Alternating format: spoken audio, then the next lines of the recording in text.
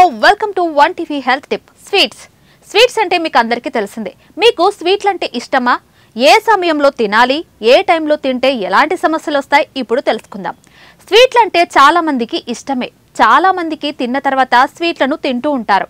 కొంతమంది ప్రతి భోజనం తర్వాత 2 నుండి 4 స్వీట్లు తింటారు. అయితే స్వీట్లు తినడానికి ఇది సరైన మార్గమా? స్వీట్లు ఆరోగ్యానికి హానికరమని చెబుతుంటారు నిపుణులు.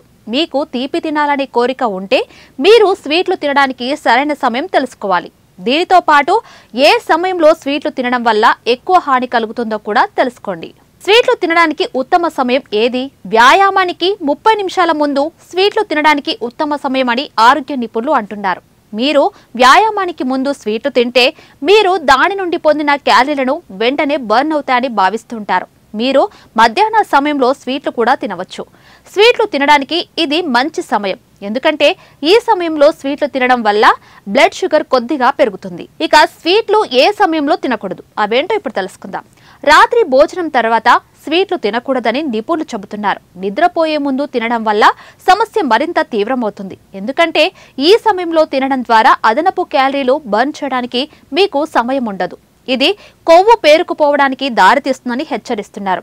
రాత్రి భోజనం తర్వాత స్వీట్లు తినకూడదని నిపుణులు చెబుతున్నారు. నిద్రపోయే ముందు తినడం వల్ల సమస్య మరింత తీవ్రమవుతుంది. ఎందుకంటే ఈ సమయంలో తినడం ద్వారా అదనపు క్యాలరీలు బర్న్ చేయడానికి మీకు సమయం ఉండదు.